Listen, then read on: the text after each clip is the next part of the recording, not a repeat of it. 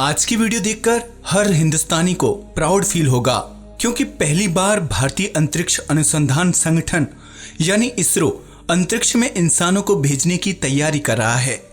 भारत इस मानव मिशन को 2022 तक पूरा कर लेगा। इस मिशन का नाम गगनयान रखा गया है। इसमें लगभग 10,000 करोड़ से भी कम का खर्चा आएगा।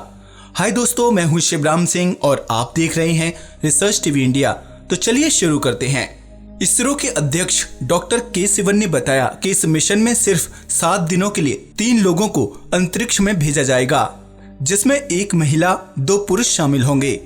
उन्होंने बताया कि 2022 से पहले इसरो GSLV मार्क 3 का इस्तेमाल कर 2 मानव रहित मिशन अंतरिक्ष में भेजेगा।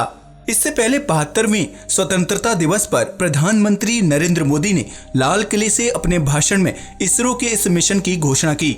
साल 2022 यानी आजादी के 75वीं साल तक भारत का इरादा अंतरिक्ष में तिरंगा फहराने का है। प्रधानमंत्री ने जिस मिशन की बात की थी, आज हम आपको उस मिशन को अंजाम देने वाले गगनयान की खूबियों के बारे में बताएंगे। गगनयान को इसरो के सबसे बड़े रॉकेट GSLV मार्क 3 के जरिए लॉन्च किया जाएगा। ये ऑर्बिटल स्पेसशिप होगा, जिसे 3 लोगों को स्पेस में ले जाने के हिसाब से ही डिजाइन किया जाएगा। इस गगनयान में 3.7 टन के कैप्सूल में 3 लोगों को ले जाने की क्षमता होगी। इसमें जीवन और पर्यावरण को कंट्रोल करने का सिस्टम होगा। गगनयान में लिक्विड प्रोपेलेंट से लैस 2 इंजन होंगे। बेंगलुरु में ISRO telemetry tracking command centre से इस यान की निगरानी की जाएगी।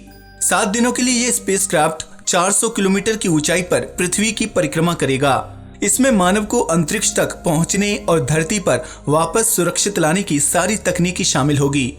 इसरो इस मिशन को सफल बनाने के लिए कई प्रयास कर रहा है, जिसके तहत उसे एक बड़ी सफलता भी मिली जब क्रू एस्केप सिस्टम परीक्षण सफल रहा।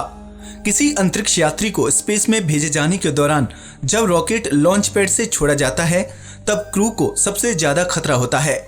लॉन्च पैड पर होने के दौरान रॉकेट अगर फट जाए, उसमें आग लग जाए या कुछ गड़बड़ी हो जाए, तो उस समय अंतरिक्ष यात्रियों को कैसे बचाया जाए, इसके लिए एक टेस्ट होता है, जिसे भारत ने पहली ही बार में पास कर एक उपलब्धि हासिल की।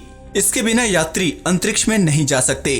पहले सिर्फ 3 देश अमेरिका, रूस और चीन के पास इस तरह की सुविधा थी, लेकिन ये अब भारत के पास भी होगी। 2014 में जब GSLV मार्क 3 का परीक्षण हुआ, तो भारत ने एक डमी क्रू मॉड्यूल टेस्ट किया। उसके साथ साथ अंतरिक्ष यात्रियों के स्पेस सूट का भी टेस्ट हुआ। ऐसे ही बहुत सारे परीक्षण साथ साथ चलते रहते हैं।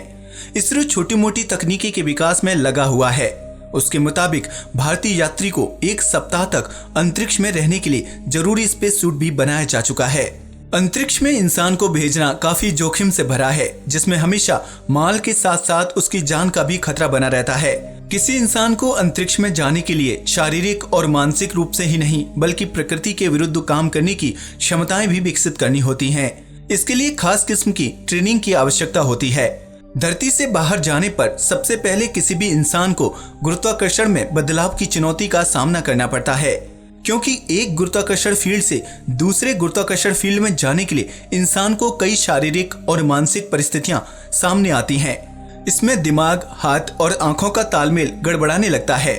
यहाँ तक कि गुरुत्वाकर्षण के अभाव में हड्डियों से पोषक तत्व भी खत्म होने लगते हैं। सही एक्सरसाइज और उचित डाइट के अभाव में मांसपेशियां कमजोर हो जाती हैं, और यहाँ तक कि आंखों की रोशनी पर भी बुरा असर पड़ता है। रूस के कॉस्मोनॉट ट्रेनिंग सेंटर में दुनिया भर के अंतरिक्ष यात्रियों को ऐसी ही चुनौतियों का सामना करने के लिए ट्रेनिंग दी जाती है।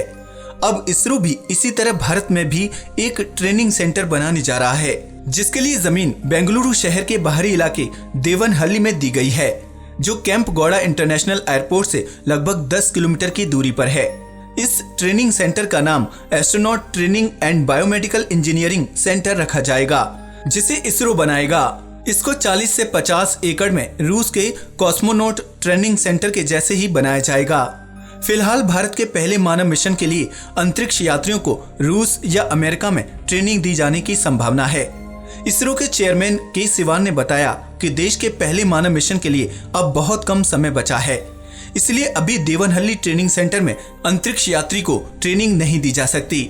इसलिए पहले मिशन के लिए विदेश में ही ट्रेनिंग दिलाई जाएगी, लेकिन भविष्य के लिए ये ट्रेनिंग केंद्र उपयोगी साबित होगा।